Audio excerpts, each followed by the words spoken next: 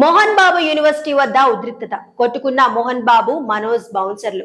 University లోపలకు వెళ్లేందుకు మనోజ్ యత్నం. అనుమతి లేదంటూ అడ్డుకున్న పోలీసులు. తాత నానమ్మ సమాధులు చూసేందుకు తనకు ఎవరి అనుమతి కావాలంటూ మనోజ్ ప్రశ్న. ఆ తర్వాత మనోజ్ దంపతులను అనుమతించిన పోలీసులు.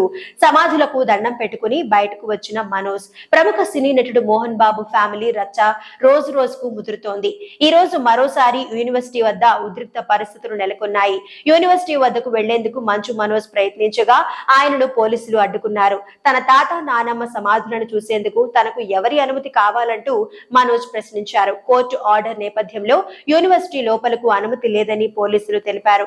ఈ క్రమంలో మోహన్ బాబు బౌన్సర్లతో మనోజ్ బౌన్సర్లు గొడవ పడ్డారు. ఇరు వర్గాల బౌన్సర్లు ఒకరినొకరు కొట్టుకున్నారు, రాళ్లు రువ్వుకున్నారు. పరిస్థితి అదుపు తప్పడంతో పోలీసులు లాఠీ చార్జ్ చేశారు.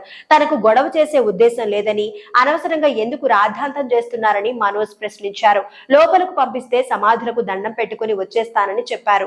ఉద్రిక్తతల మధ్య పోలీసులు మనోజ్ ను, ఆయన భార్య మౌనికను లోపలికి పంపించారు. సమాధులకు దండం పెట్టుకున్న మనోజ్ దంపతులు యూనివర్సిటీ నుంచి బయటకు వచ్చేశారు.